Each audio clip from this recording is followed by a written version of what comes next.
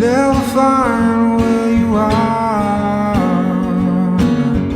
Won't be, 'cause I never see why you're so afraid that you are away from me.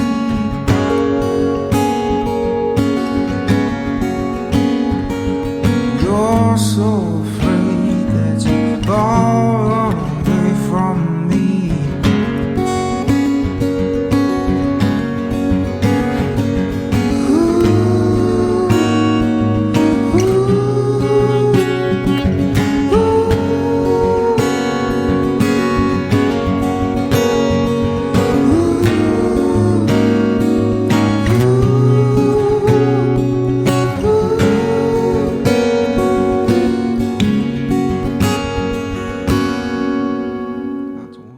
Hi, everyone. Thanks for coming back to us. This is Stigma Does Not Define Us, a podcast from Mental Health.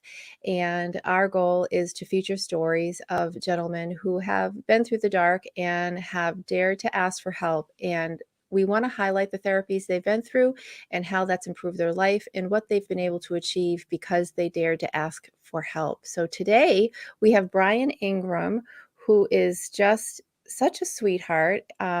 He is on Instagram. Hi, Bryan. How are you? Thank you. I'm good, thank you. How are you? Very good. Thank you for joining us. I do appreciate it. The first thing I noticed about you, you're on Instagram, and I'll be putting up your information at the end, that you have found a very unique way to get across serious issues mixed with a little bit of humor. And my own impression of that is that at first, you're laughing and then you're like, oh, and then the message kind of like hits you in the face. You know what I'm saying? So I like the way you Yeah. engage people with humor, but then you really push over that, you really drive home that very serious point. So I do encourage people to go to your Instagram page. So I just wanted to start, if you would, from the beginning. Tell us that journey, that dark spot. What were the circumstances around the time that you were really, what was bringing you down? What was going on?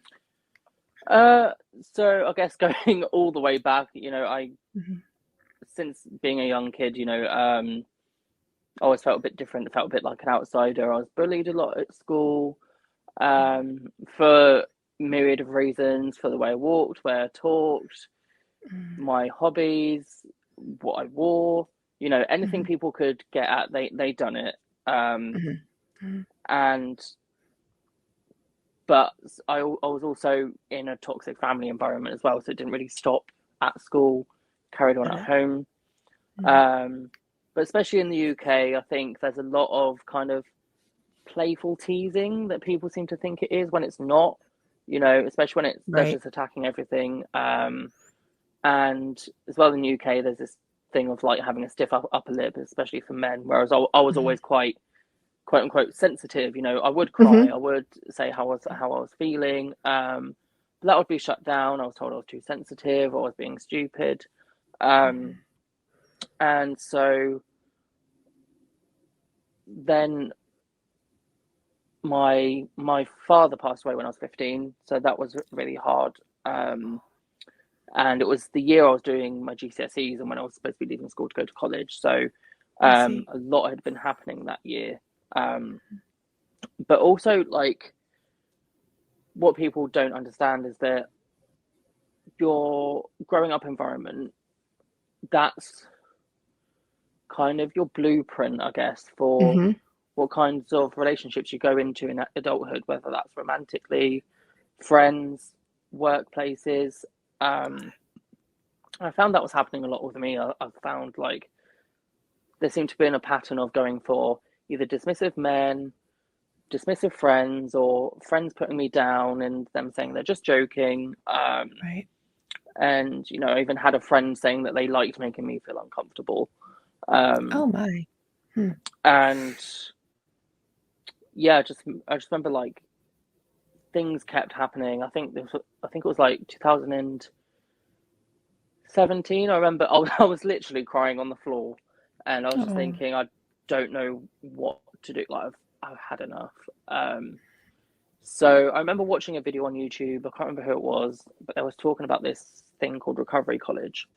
So I looked to see if there was one in my area, and there was, luckily. So I started going to that. That really helped. It was for like community mental health. So it wasn't like therapy. It was more education. Okay. But not in an actual college. So it's rather than doing therapy, it was more kind of like learning about different aspects of life. So one course is like how to manage mental health at work, for example. Got it. And I found those really helpful. But I think, if I'm being honest, I was at that point in my recovery where, while in those sessions, when I was doing bits of therapy as well, I was thinking, oh yeah, these things are really good, but I wasn't putting it into practice at home, and then wondering why I wasn't getting any better. And I was still, and I think for me, like, because I don't deal with like emotions great, like heartbreak really, because I've got borderline personality disorder. So one of the things in there is emotional dysregulation and mood swings, intense emotions, and also fear of abandonment. So Right. I'd get into a relationship usually with like dismissive people. Then they would end, and then I'd be really hurt, so I'd get with someone else very quickly. So I didn't give myself that time to heal properly, and just repeating a pattern over and over again. And then in 2019, I got with somebody. It seemed quite nice at first, but then he would make kind of small kind of comments every now and then. I'm not great with my teeth. It's something I'm still working on. But he made a point of saying, oh, can you make sure you brush your teeth before you meet my friends, just in case they say something. To then, when I said to him, that really upset me. He made it about himself. And then during that period, I found out a relative had passed away. And he, give him his due. He was like, oh, if you need me to support you, come to a funeral or anything, just let me know. So I found out when the funeral was. Unfortunately, it was on a day he was going shopping with a friend. First, I didn't say anything, but then I said, I'm actually quite hurt that he didn't even offer to see me afterwards or anything. And he said that I was being inappropriate to ask for that support because he was going shopping. And I remember I had kind of a breakdown in the middle of like some like woodland area near his house. And I called him to kind of come and see me, and he was like, oh yeah, well, I'm at my friend's, I'll finish my drink, then I'll come over. And then just stood there just watching me have a breakdown. Then broke up with me over the phone. I took an overdose. And then he said to me that he lost love and respect for me because I tried killing myself. So that kind of really messed me up even more.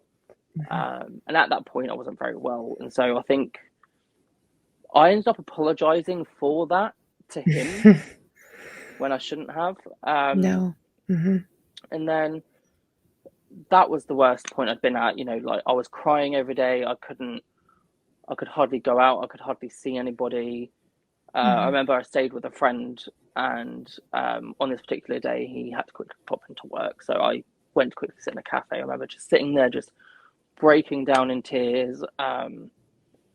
And the guy that ran the cafe, like, he came over, gave me a free cup of tea, which was really nice. But honestly, I didn't know which way was up.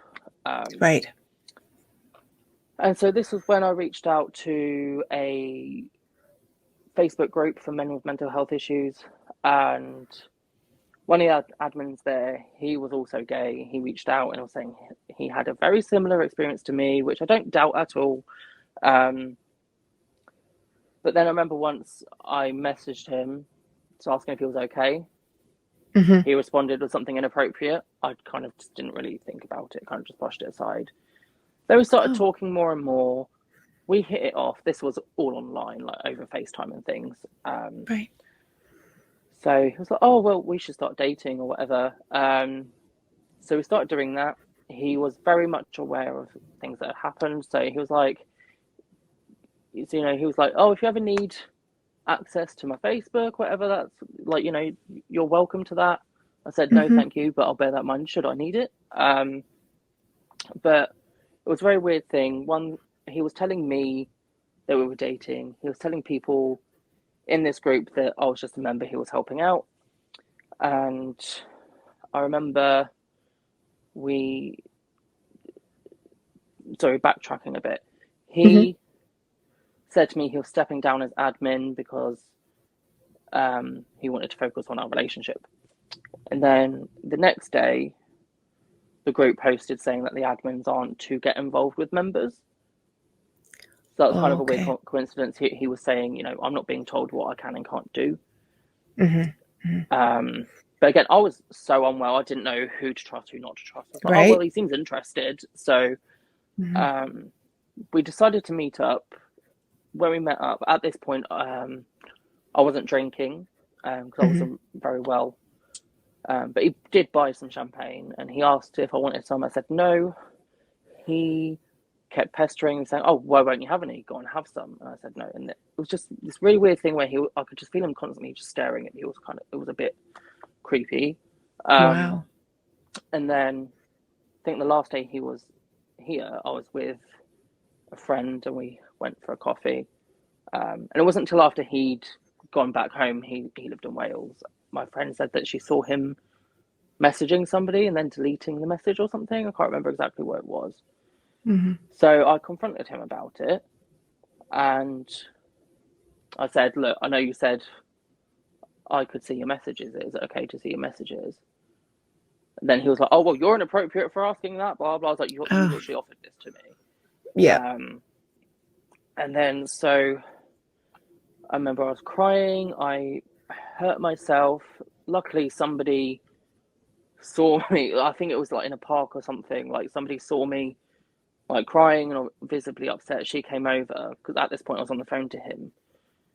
And like as soon as he heard that there was somebody else there, he quickly changed his tune. He was like, "Oh, I'm gonna try and come and see you. Make sure you're okay." The audience, yeah. Yeah, and then so it was very up and down what was going on then. But then so eventually he did let me have access to his Facebook. So I had a look, and yeah, there was messages from people. And I think I'm realizing now I shouldn't have asked for that sort of access. I think like that was a bit too far. I was unwell at that point. I'm not saying that's an excuse. I think it's just an explanation. But it's kept going up and down, and then I had a breakdown in my bedroom where I like smashed everything. I was like throwing things everywhere. So that resulted in me being hospitalized for about a week in a psychiatric hospital.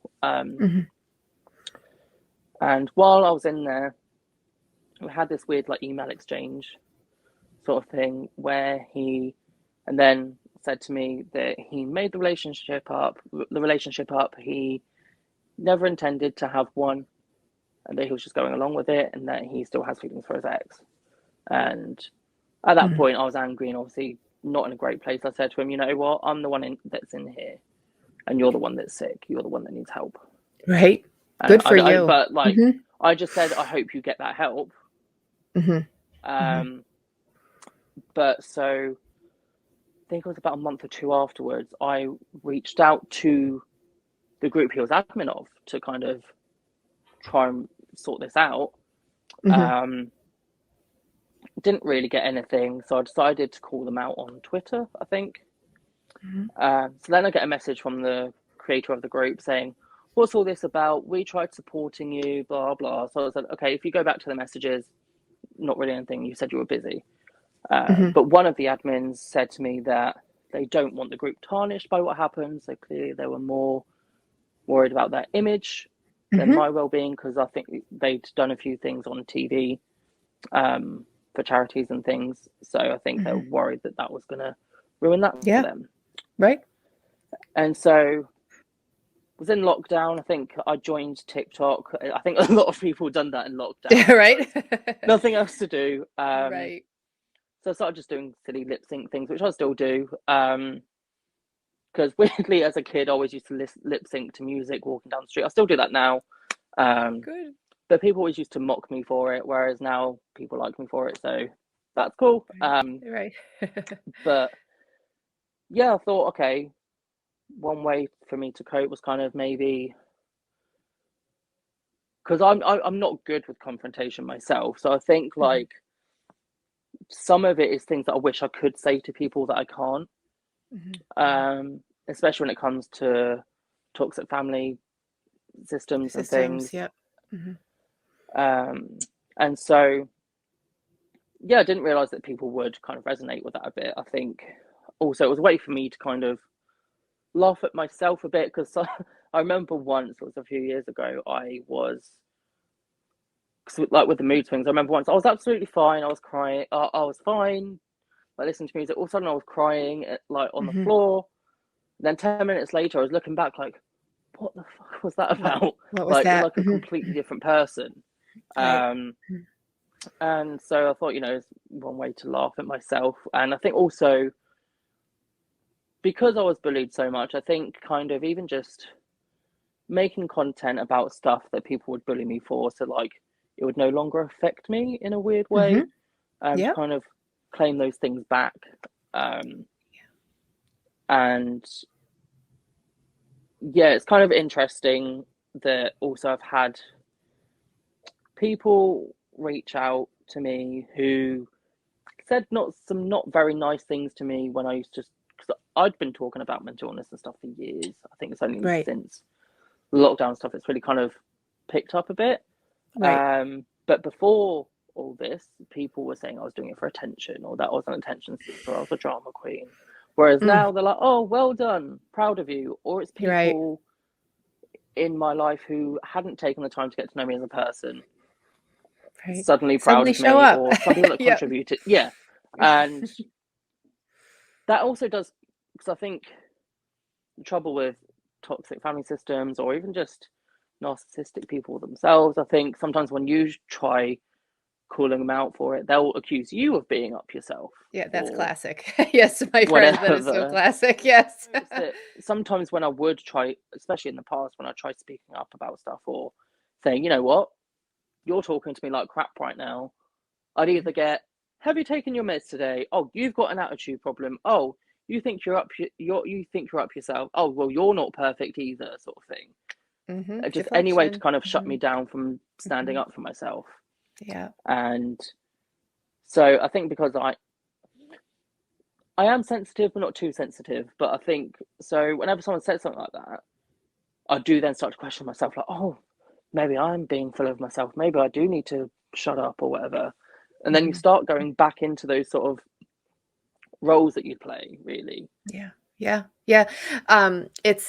I'm just listening to you, and I have the narcissistic personality disorder conversation nearly daily, because I mean, I don't know what the statistic is. I don't know those things, but sometimes I swear it's like 50% of the population must be, some level of narcissism. And just the fact, I mean, some of the key things you're hitting on the key things as being the victim of a narcissistic personality disorder, just the fact that you questioned yourself, you know what I'm saying? You try to stand up for yourself, and then they shut you down. That's also classic. Now, I don't know if the family system was a narcissistic family system, but we do tend to,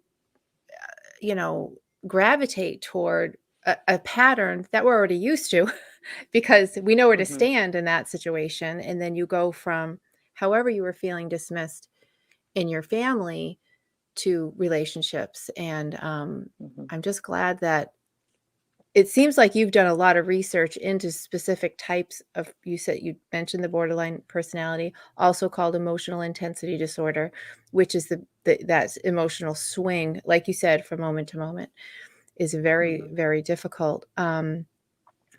So my question for you then is, after, it's heartbreaking to hear that you reach out for help and you're yet again taken advantage of by this dishonest, selfish person.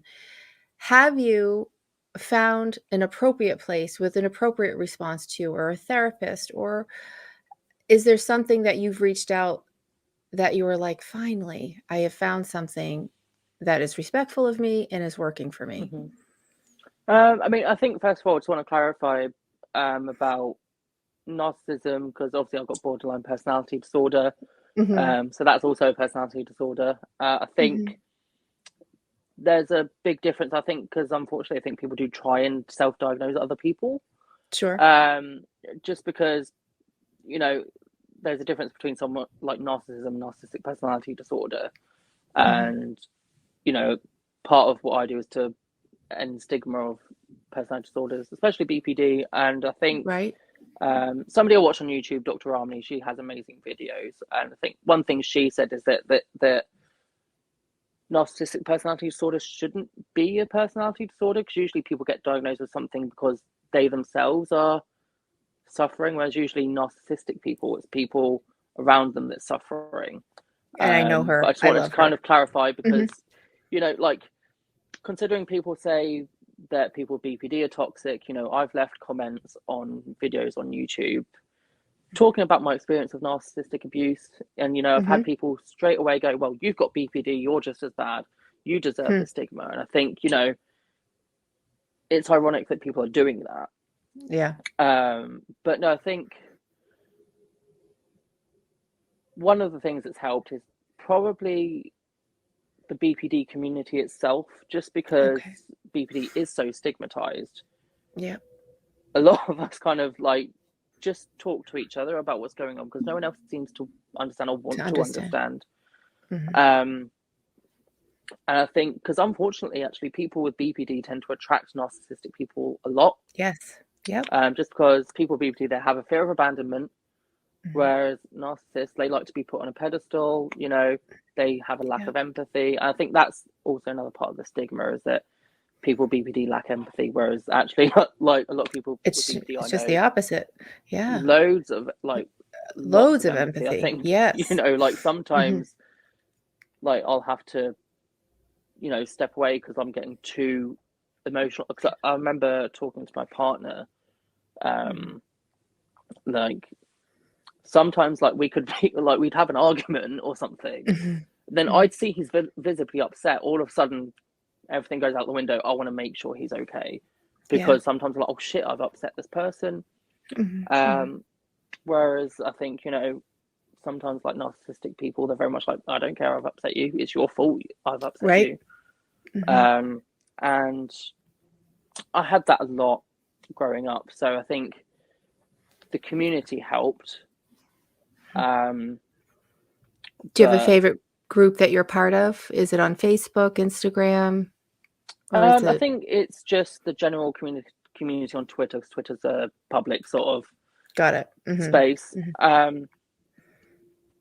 But I think there's somebody on YouTube called Recovery Mum. She's also done a book about BPD, because she has BPD herself. Mm-hmm. She has great videos and stuff, which has been really helpful. And I think even just like my partner, for example, you know, I'm so Mm-hmm. used to having dismissive people, and he's not like that at all. So even that's hard to deal with when he actually wants to understand. Just because Yeah. I think, unfortunately, getting with Ben was my first relationship since somebody took advantage. Yes. So Mm-hmm. unfortunately, anything he'd done, I was like, oh, that's gaslighting, because he said I never said that. Or, you know, I was kind of unfortunately painting him in the same brush as everyone else, when that wasn't the case. Right. And I Right. think that's what people don't understand about trauma, abuse, childhood attachments. You know, it's not just bad relationships, it affects your brain development. And I think that's where the sort, like, the mental health group I was in, that's where they're very performative. So, like, oh, well, they're a bit upset, or like they've got depression, anxiety. But when it comes to other things, I think with that group in particular as well, I think a lot of it was for show, because they wanted to look like decent people. Mm-hmm. Mm-hmm. Because I remember when I took my overdose, I was in hospital, but I think I posted something on Facebook or Twitter because I wasn't well, and just I can't remember what I said, but one of them decided to get the police involved. The police turned up at the hospital. That made me feel even worse. Right. But so I Wow. think it's like some people have this kind of savior complex of like, Hmm. oh, look, we're doing decent things for people, when actually they're just kind of interfering where they shouldn't be. Yeah. And also as well, I think assuming that everybody gets on with their family, for example, so they may reach out to somebody on their Facebook, whatever, with the same last name, or the Hmm. family go, oh, this person's in trouble, when it could actually be that person that's put them in that situation. Right. That very good Um, point. Yes. Was there someone from the family? That's, finding support or lack of support can be startling because I think, as you said, we make assumptions that certain family's going to be there and family can be the problem. Was there anyone in your family that was like, I'm here for you and followed through? Or would you say no? uh, I'd say it was an in-law actually that was very much Hmm. there for me. I think I still see them every now and then. I think Nice. that was actually one bit of support where I've spoken to them recently about toxic family systems and things like that, and they were saying, what, from an outside perspective, they actually saw what was going on. Hmm. Hmm. And I think like that's the most validation I've had from any Wow. family member, and That's wonderful. Hmm. that's another thing where you get upset because I think again it's another thing to process of being like, I did see it for what it was. Yeah. And yeah, I think because I'm also again waiting for an autism assessment, I think that along with the BPD and stuff, I think it's such a hard thing as well, I think, because a lot of people do have this mindset of, oh, but they're family, oh, family is everything. I'm like, Mhm. great, if you've got a family like that, that's great, but not everybody Not everybody has that does. luxury, so to speak. And I think also, Yes. again, like this kind of weird perception of, oh, if everyone around you is toxic, you're toxic, or whatever. Because I Not think true. unfortunately some Right. people are just dealt bad Hmm. hands at life, or again, Hmm. like like saying about attachment styles. Hmm. What you Hmm. know in childhood, that's what you're going to go to in Correct. adulthood until you recognize that. Hmm. And I think people shouldn't be blaming people for that. Your ability to assess the situation is very, very good, and simply having the self-awareness is puts you miles beyond so many people. And tell me a little bit about, since you've reached out to this community, what do you feel? How have you changed? Are there situations that used to trigger you that now, because you found that support, you've shifted or are able to respond with less intensity? Have you found that? I think one thing, I think it was actually at recovery college that I learned actually. Well, actually, I think I posted like every like 4 months on Instagram and everywhere just because I found it so helpful. It's basically this Mhm. responsibility wheel, and I think in the middle it has what I'm responsible for, which is my thoughts, my actions, my behaviors, my morals, whatever. Then on the outside it says what I'm not responsible for, and that's other people's beliefs, other people's words, other people's actions. Mhm. Mhm. And I think that's been a major help in Okay. managing my life. I think obviously it's so much harder when you're in a situation, Mhm. um, but like so for me, I don't really have contact with any of the family other than one or two. Mhm. Um, they never spoke to me anyway for like Right. 20 plus years, but it's been one of Mhm. those things where all of a sudden they're annoyed that I don't talk to them, some of them. But I mean, so another example where I was left out of the entire family system. So Mhm. um, it was for my mum's 60th. Like they all decided to throw her a 60th birthday party. Like Mhm. everybody was involved. I didn't know until the day until me and my mum turned up. Oh. Nobody decided to let me know they were doing it. Mm. Yeah, Um, that's hurtful. and Yeah. it's one of these things where I was like, did I do something as a child to kind of Mhm. Mhm. deserve this sort of iced out behavior? Really? Mhm. Mhm. Um, but so I think also kind of going grey rock, no contact with the system has been a major help because Mhm. also just before I moved out, Mhm. um, one of them said to me, "Oh, you won't move out. You can barely look after yourself." And then a few Oh weeks later, I my. got the flat, and they was like, "Oh, well done. If you need any help, I'm happy to help." Yeah. I'm like, "No, thank you." The fun part, quotes, movies, inspirational speakers. Do you have a favorite movie or character that kind of inspires you to Oh. keep fighting? I tend to watch TV shows more than Yeah, that's films. all right. God, I haven't watched films in ages. I mean, oh my God. So my favorite TV show is Pretty Little Liars. I don't know if you've heard Mhm. of it, I've heard of it. Yes. but Yeah. it's one of those things because me and my partner are rewatching it at the moment. And I Hmm. think when I was a bit younger, when it came out, like, I still wasn't really aware of different situations and stuff. But so, Hmm. with more knowledge and being older, watching it back, I'm like, a lot of these characters are very predatory. They're not great. Hmm. And also, Hmm. there's some bits where they're glamorizing that sort of behavior. Hmm. Interesting. Um, but I think my favorite character in that was ironically the one that everyone found boring, which was Emily Field. She's a gay character. But I Hmm. think I sort of saw a lot of myself in her in a sense of she started off in the show quite timid, wouldn't really speak up for herself, and then, Hmm.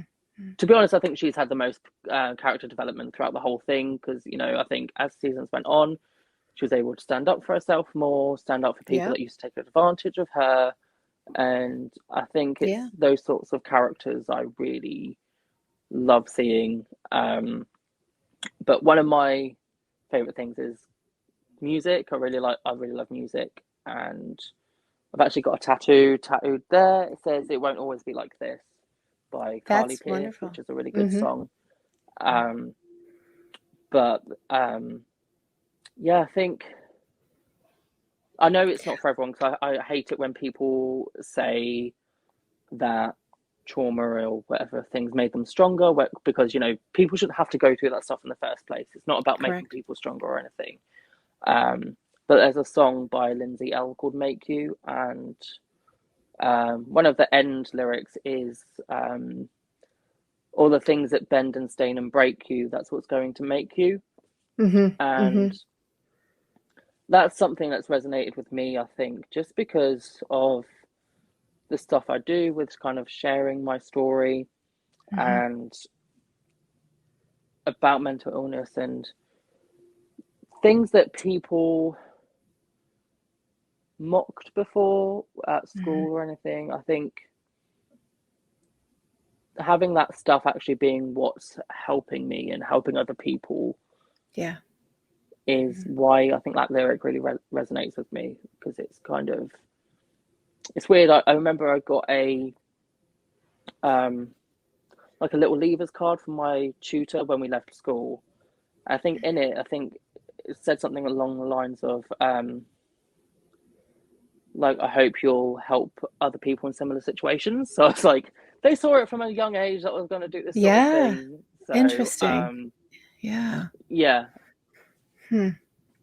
Well, I think for myself and as I'm interviewing, people are taking these negatives and these very sad situations and they're turning it around and they're making something positive out of it and reaching out.